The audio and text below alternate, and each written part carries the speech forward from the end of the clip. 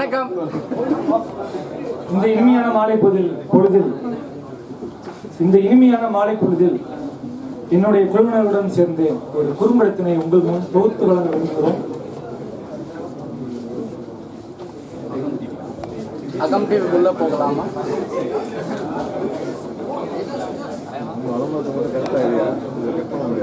சாதாரண மனிதனின் அதிகாரம். நாடு சுதந்திரம் அடைந்த பின்பும் தற்போதைய நிலைமை பற்றியும் இதில் நாம் பார்க்க போகிறோம். அதுக்கு முன்பு சுதந்திரத்துக்காக போராடிய சில சுதந்திர போராட்ட வீரர்களை பற்றி நினைவு கூற விரும்புகிறோம். இந்தியா சுதந்திரத்திற்கு முன்பாக இந்திய ராணுவத்தின் தலைமை பொறுப்பாளர் மற்றும் நிறுவனர் நாம் அறிந்ததே சுபாஷ் சந்திர போஸ். ஆனால் இதில் அறியாத உண்மை ஒன்று இருக்கிறது.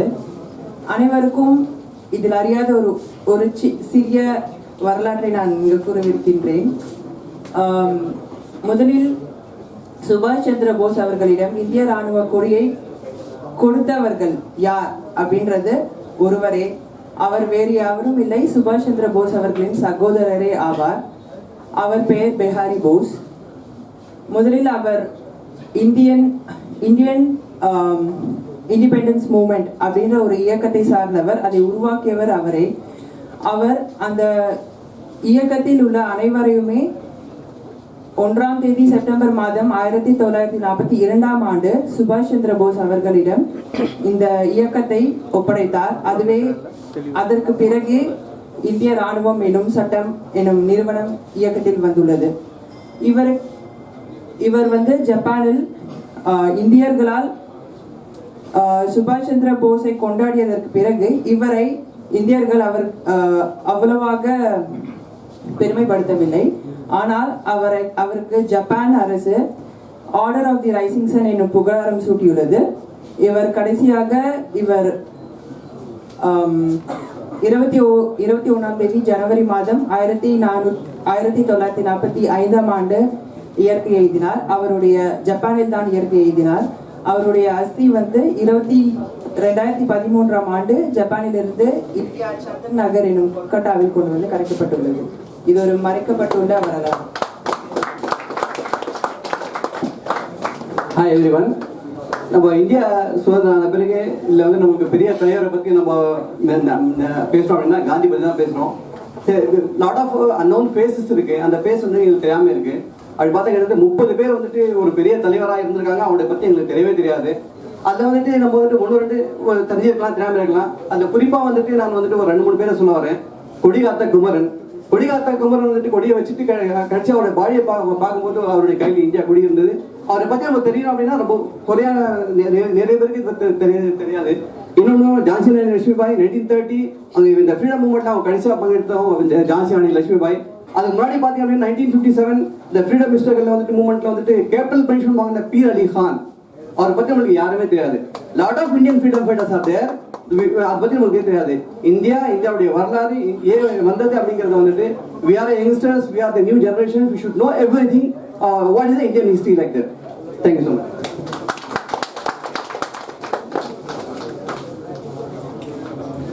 சுதந்திரம் அடைந்த பிறகு எண்ணிலடங்காய தலைவர்கள் நமக்கு சுயநலமற்ற தலைவர்கள் நம்மிடம் இருந்தார்கள். அவர்கள் ஒவ்வொருவர்களாக நமக்கு ஏராளமான பணிகளை நம்ம செய்திருக்கிறார்கள், ஏராளமான வசதிகளையும் நம்ம செய்திருக்கிறார்கள். சிலவற்றை அதை நினைவு கூற விரும்புகிறேன். திரு கக்கன் அவர்கள் இவர்கள் மேட்டூர் அண்ட் வைகை 2 அணைகளை, மாபெரும் அணைகளை நமக்காக கட்டி கொடுத்திருக்கிறார். மிக பெரும் சாலைகளை ஏராள இடத்தில் நமக்காக அவர் தான் போட்டு கொடுத்திருக்கிறார். காமராஜர் எல்லாருக்குமே தெரியும். நமக்கு அவர் நம்ம கல்வி தந்திருந்த காமராஜர் சொல்றாங்க. அது ஏன்னு சொல்லி யாருக்குமே தெரியுமா தெரியான்னு தெரியல. அவர் வந்த பிறகுதான் நமக்கு நிறைய ஸ்கூல்ஸ் ஓப்பன் ஆச்சு. ஆல்மோஸ்ட் 2700 ஸ்கூல் அவரால் ஓப்பன் பண்ணாரு. தென் அவர் மதிய சத்துணவு திட்டங்கள் அவர் அறிமுகப்படுத்தினார். அவருக்கு பிறகு சில பேர் இருக்காங்க, அவங்க சுயநலத்தோட இருந்தவங்க தான். ஆனா அவங்களும் நல்லது பண்ணியிருக்காங்க. எடுத்துக்காட்டா எம்ஜிஆர் சொல்லலாம், கருணாநிதி சொல்லலாம். எம்ஜிஆர் மதிய உணவு திட்டங்கள் நல்லா எல்லா ஸ்கூலுக்குமே கொடுக்கணும்னு சொல்லிட்டு கவர்மெண்ட் ஸ்கூல், பிரைவேட் ஸ்கூல் எல்லாத்துக்குமே இது பண்ணாரு. அவரு மதிய உணவு முட்டையும் வழங்குற திட்டம் அதையும் அனௌன்ஸ் பண்ணாரு. தென் சீருடைகள் கொடுத்தாரு, காலணிகள் கொடுத்தாரு, புத்தகங்கள் கொடுத்தாரு. அடுத்து கருணாநிதி எடுத்து அவரும் நல்லது பண்ணாரு, சுயநலத்தோட அவங்க பண்ணது. ஆனா அதுவும் நல்லா பொதுநலத்தோட இருந்தது. என்னன்னு பார்த்தோம்னா அவங்க சைடுல இருந்து உழவு செஞ்ச திட்டம், எல்லாத்துக்கும் 100 நாள் வேலைவாய்ப்பு திட்டம், முட்டை கொடுத்தாரு, எல்லாமே நடந்தது. ஓகேங்களா? ஸோ இவ்வளவு நல்லா நடந்திருக்கு. ஸோ அதுக்கப்புறம் வந்து சுதந்திரம் வாங்கினதுக்கு அப்புறம் இப்ப தற்போதைய நிலை என்னன்னு சொல்லிட்டு பார்க்கலாம். நம்ம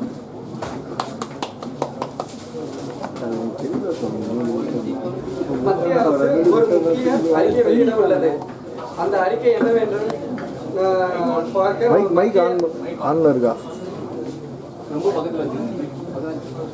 மத்திய அரசு ஒரு முக்கிய அறிக்கை வெளியிட உள்ளது. அந்த அறிக்கை பற்றி என்னவென்று பார்க்க நமது நிருபர் மத்திய அலுவலகத்தில் உள்ளார். வாங்க சந்திப்போம்.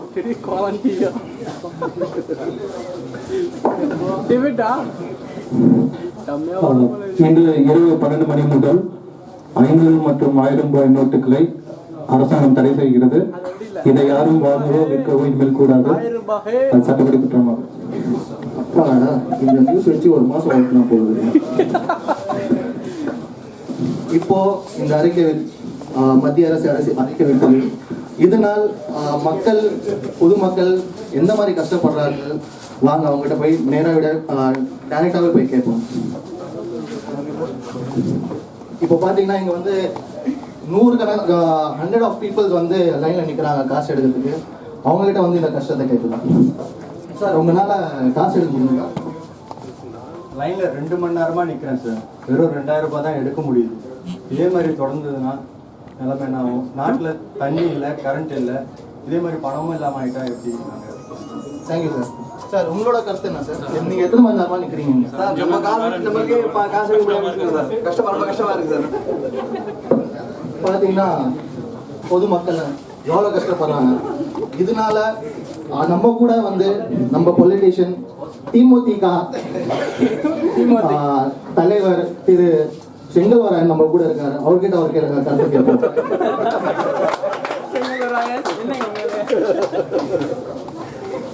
சார், நீங்க வந்து டைரக்டாவே வந்து களத்தில் இறங்கியிருக்கீங்க, பொதுமக்களோட கஷ்டத்தை பார்க்குறீங்க, கவர்மெண்டோட அறிக்கையும் பார்த்துருக்கீங்க.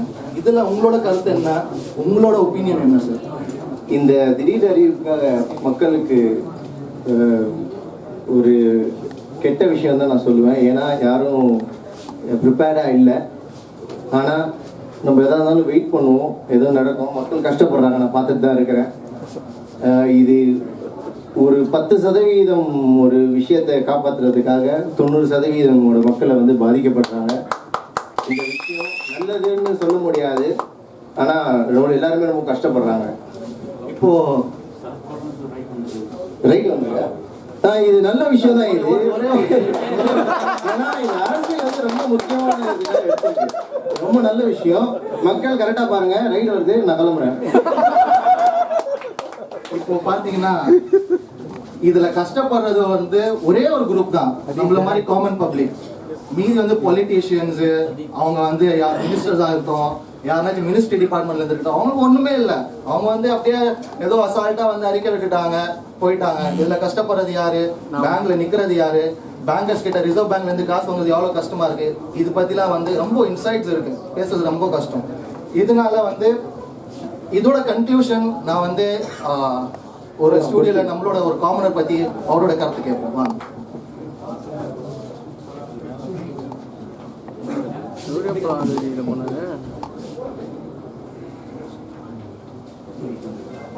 Okay everybody. ஸோ இப்போ நாங்கள் சின்னதாக பண்ணி காட்டின இந்த ஸ்கிட்டு வந்து நீங்கள் எல்லாரும் என்ஜாய் பண்ணி பார்த்துருக்கீங்கன்னு நினைக்கிறேன்.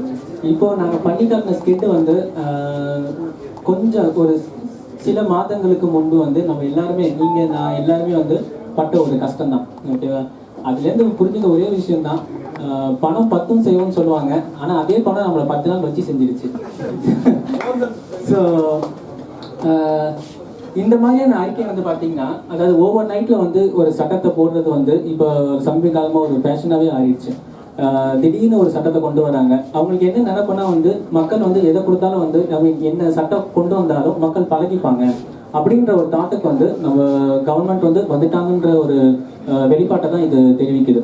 அதனால நம்ம என்னதான் வந்து ஒவ்வொரு சுதந்திர தினத்துக்கும் வந்து இந்த மாதிரி கூடி பட்டிமன்றம் வச்சு ஸ்கிட்டு நடத்தி நம்ம என்னதான் வந்து சுதந்திரம் நம்ம காப்பாற்றணும் அப்படி இப்படின்னு நம்ம பேசினாலுமே உண்மையான சுதந்திரம் வந்து நம்ம கரெக்டான ஆளுங்களுக்கு ஓட்டு போடுறது தான் இருக்கு.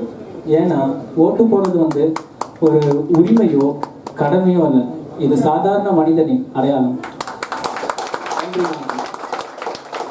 நான் இப்பிலாகி பிலாபி கேமராமேன் தவறு கூட Golan TV.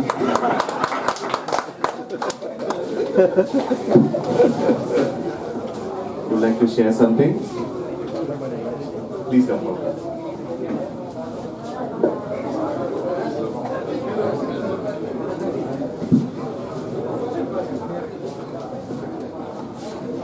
Good evening, everyone.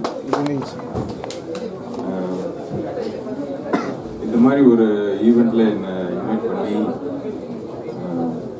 என்னோட பிரசன்ஸ் இங்கே வந்து கொண்டு வந்ததுக்கு ரொம்ப தேங்க்ஸ். I really enjoyed பட்டிமன்றம் as well as the skits that was presented. இதில் தனியாக எதுவும் சொல்ல விரும்பல, பட் ஓவரால் எதிர்பார்த்த விஷயங்கள் என்னன்னா சப்ஜெக்ட் எந்த அளவுக்கு நம்ம வந்து ரீச் பண்றோம் அப்படின்றது ஒரு டீம் நல்லா பண்ணுச்சு, த சேல்ஸ் டீம். இன்னைக்கு வந்து நம்ம வந்து எந்த அளவுக்கு ஒரு ஃப்ரீடம் பத்தியோ இல்ல அந்த அந்த கான்செப்ட் வந்து it was very near to that. Presentation wise the second team did very well.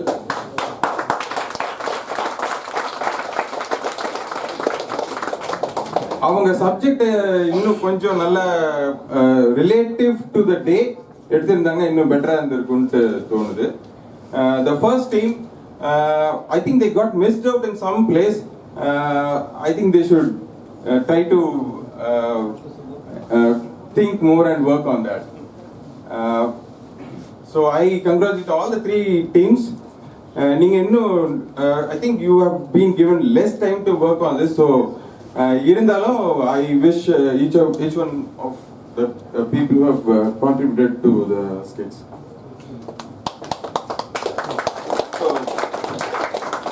நான் வந்து இருக்கிற இந்த இதில் ஏற்கனவே நிறைய பேர் நிறைய கருத்து சொல்லிட்டாங்க, இருந்தாலும் நானும் ஒன்று சொல்லிடுறேன், but I take very less time.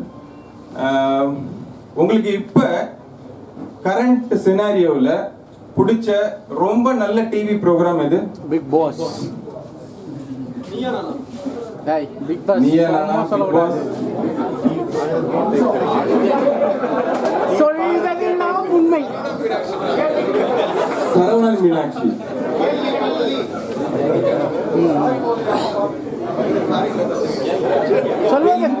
சொல்வதெல்லாம் உண்மை. சொல்வதெல்லாம் உண்மையா? கேள்விக்கு என்ன பதில்? ஓகே, இந்த क्वेश्चन கேட்டதுக்கு ஒரு ரீசன் இருக்கு. நான் ஒரு சின்ன history of a type of program வந்து என்ன நடந்துட்டு இருந்துச்சு ஒரு பாஸ்ட் ஒரு 20-25 இயர்ஸ் என்ன நடந்துச்சுன்றது just brief, then we will come back to நாம ஏன் இந்த விஷயங்கள் நம்ம இப்படி பார்க்குறோம் அப்படின்றது. நான் ஸ்கூல்லாம் படிக்கும்போது சித்தார்த்த பாஸ்கர் ஒருத்தர் இருந்தார். he used to conduct a program called quiz time. அந்த குவிஸ் டைம்ல வந்துட்டு ஒரு 3 to 4 டீம்ஸ் இருக்கும். ஒரு டீம்ல வந்து 2 to 3 மெம்பர்ஸ் இருப்பாங்க. 1 hour ப்ரோக்ராம்ல there would be nearly 300 to 350 questions அங்க வந்து கேட்கப்பட்டிருக்கும். அதுல வந்து ரொம்ப தோல்வி அடைஞ்ச அந்த லாஸ்ட் டீம் இருக்கும் பாத்தீங்களா, அவங்க வந்து they would have answered at least 60 to 65% of the questions. And nobody bothered about what was the prize money. Then Siddhartha Basu conducted another program called Masterminds. அதில் என்னன்னா வந்து ஒவ்வொருத்தங்களும் you can choose your subject in which you are good. அந்த சப்ஜெக்ட்ல there will be series of rounds in which questions will be prepared and they can answer. இதுலயும் வந்து once again there were hundreds of questions. rapid fire roundல நீங்க பாத்தீங்கன்னா question கேட்டு முடியறதுக்கு முன்னாடி answer பண்ணிடுவாங்க. நம்மளுக்கு அந்த क्वेश्चनே புரியாது. Then they conducted he conducted another program called the University Challenge. அதுல வந்து காலேஜ் ஒவ்வொரு காலேஜ்ல இருக்கிற best minds they will be participating in that. So அதுலேயும் வந்து பார்த்தீங்கன்னா there was lot of subject dealt with. Then he changed this. இதெல்லாம் நடந்தது வந்து 80s 90sல. Then 2000ல ஒரு ப்ரோக்ராம் அவர் வந்து ப்ரொடியூஸ் பண்றாரு. That is called கவுண்ட் பண்ணேகா crorepati. இந்த crorepatiல எவ்வளவு பிரைஸ் மணின்றது நமக்கு தெரிஞ்சிருச்சு ப்ரோக்ராம் பேரை கேட்ட உடனே. அதுல ஒரு பார்ட்டிசிபென்ட்டுக்கு to win that 1 crore எத்தனை questions அவங்களுக்கு கேட்பாங்கன்றது தெரியுமா? 14 ஓகே. அது ஒரு சீரீஸ்ன்றதுனால வந்து கிட்டத்தட்ட அது ஒரு 10-15 வருஷமா ஒரு 6-7 சீரீஸ் நடந்துருச்சு. The highest number of questions that were asked who can win the prize money is 15.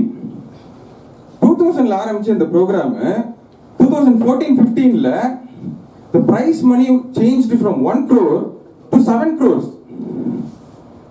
ஆனா in betweenல இந்த 15 questionsன்றது ஒரு ரெண்டு தடவை 13 questions ஆச்சு, 14 ஆச்சு. அது இன்க்ரீஸ் ஆகவே இல்லை. But the prize money alone got up because people are more interested in the drama rather than the subject. ஏன்னா அதுல ஒரு கொஸ்டின் கேட்பாங்க, கேட்டுட்டு 5 நிமிஷம் 10 நிமிஷம் வேற ஏதோ கதையெல்லாம் பேசி ஒரு டிராமா எல்லாம் உருவாக்கி உங்களோட திங்கிங்கை வந்து அந்த சப்ஜெக்ட் உள்ள இல்லாம you were made to enjoy the drama. So next இதுக்கப்புறம் பாத்தீங்கன்னா it came down to such a level wherein போட்டியே எந்த பெட்டியில பணம் இருக்குதுன்னு சொல்றது தான் இல்லையா? அதுவும் ஒரு போட்டி நடந்துச்சு. இன்னைக்கு இருக்கிற கரண்ட் எவ்வளவு தமிழ்ல எவ்வளவு சேனல்ஸ் இருக்குன்னு தெரியல, 25 சேனல்ஸ் இருக்குன்னு நினைக்கிறேன். அதுல இந்த மாதிரி ஒரு நல்ல எஜுகேஷனோ இல்ல ஒரு சப்ஜெக்ட் நாலேஜோ வந்து நம்ம கெயின் பண்ற மாதிரி என்ன ப்ரோக்ராம் இருக்குன்னு நினைக்கிறீங்க? விஜய் டிவில ஒரு வார்த்தை 1 லட்சம். விஜய் டிவி ஒரு வார்த்தை 1 லட்சம். நீங்களும் எல்லாம் 1 கோடி. அதுதான் நம்ம வந்து கவுண்ட் பண்ணிக்க க்ரோர் பத்தி பேசணும். தமிழோடு விளையாடு. So point is ஒரு சிஸ்டமேட்டிக்கா நீங்க வந்து ஒரு விஷயத்தை எப்படி வந்து உங்களோட எண்ணங்களோட தரத்தை சிஸ்டமேட்டிக்கா கீழே கொண்டு வர்றது. ஒரு காலத்துல வந்து அவங்க 150 கொஸ்டின் ஆன்சர் பண்ணிட்டு இருந்தாங்க. ஆனா அந்த பிரைஸ் பாக்ஸுக்குள்ள என்ன இருக்குதுன்னு கூட nobody was bothered. ஆனா it slowly changed to you don't even need to answer anything. All you need to say is where is money. அந்த அளவுக்கு நம்ம வந்து ஒரு தரம் கீழே எடுத்துட்டு வந்துட்டாங்க. இப்ப இதன் மூலியம் நான் சொல்றது என்னன்னா உங்களோட எண்ணங்கள் நீங்க என்ன நினைக்கிறீங்களோ. இப்ப இன்னைக்கு பிக் பாஸ் வந்து ஒரு பெரிய விஷயமா இன்னைக்கு இருக்குது அப்படின்னா இது வந்து உங்களோட உண்மையான ஃப்ரீ தாட்ல வந்ததா இல்ல இது வந்து திணிக்கப்பட்டு ஒரு பாக்ஸ் போட்டு அதுக்குள்ள நீங்க திங்க் பண்ணிட்டு இருக்கீங்களான்றது தான்.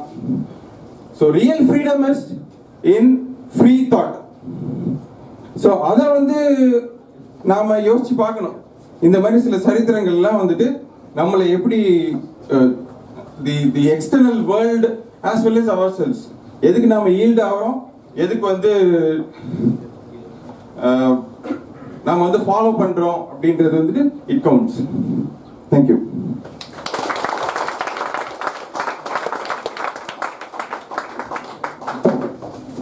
Thank you, Omar. Thanks for dropping by and being a judge and a chief guest on this occasion.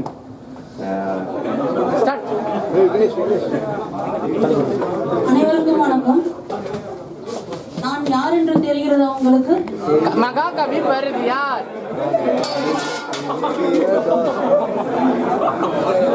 Bharathi என்று அடையாளம் கொண்டதுக்கு மிகவும் நன்றி. நான் பாரதி எட்டயபுரத்தில் பிறந்தேன். எனது நிஜப்பெயர் சுப்பிரமணியன். எனக்கு புனைப்பெயர்களும் உண்டு. வீரபாரதி, கவி பேரரசு, முண்டாசு பாரதி என்று பல பெயர்கள் எனக்கு உண்டு. நான் இந்த விடுதலைக்காக மிகவும் நிறைய பாடல்களை இயற்றியுள்ளேன். எழுச்சி மிகும் பாடல்கள் நிறையவே உள்ளன. பாடுகிறேன். பாடி கலையும்.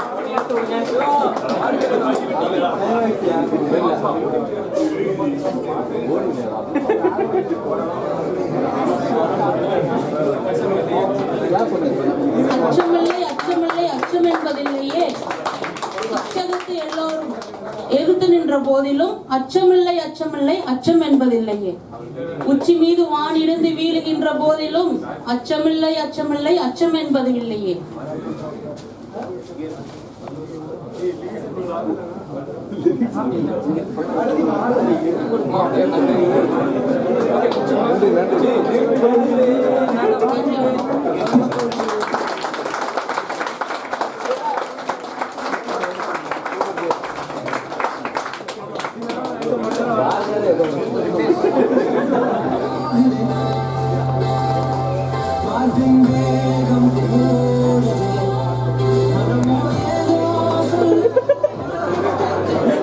Dance ஸ்டெப்பாடா.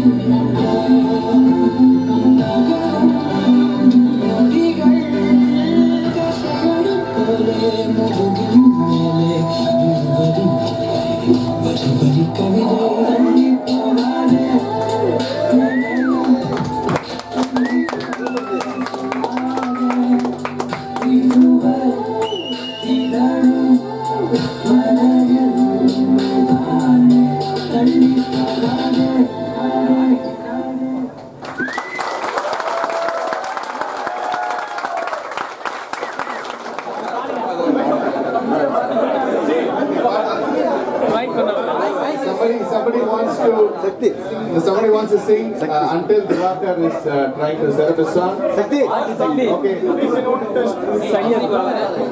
Okay. There's a request from the HR team calling Shakti to sing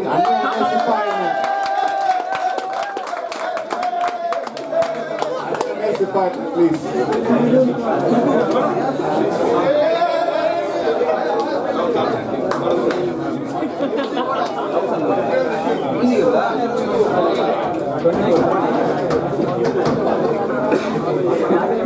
செந்தமிழ்நாட்டு தமிழச்சியே வேலை உடுத்த தயங்குறியே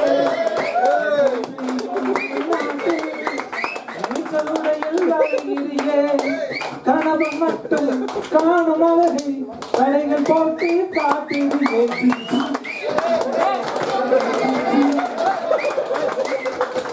தமிழ்நாட்டு தமிழச்சியே சேலை உடுத்த தயங்குறியே நெசவு செய்யும் திருநாட்டில் நீச்சல் உடையில் அலையிறியே இழந்த காட்டில் பிறந்தவதானே லண்டன் மாடல் நடையதுக்கு காஞ்சிபுரங்கள் ஜொலிக்கின்ற போது காத்து வாங்கும் உடையதுக்கு உடம்பு வேர்க்கும் உஷ்ணம் நாட்டில் உரசி பேஸ்டும் செய்யறதுக்கு தக்கர் குங்குமம் வணக்கும் நாட்டில் ஸ்டிக்கர் போட்டு உனக்கு எதுக்கு ஜும் நாட்டில் தமிழச்சியே வேலை உடுத்த தயங்குறியே நெசவு செய்யும் நீச்சல் உடையில் அலையிறியே கணவன் மட்டும் காணும் அழகை கடைகள் போட்டு காட்டுறியே சுழற்சியும் நடந்துக்கணும் தமிழ்நாட்டு தமிழச்சியே சேலம் கொடுத்த தயங்குறியே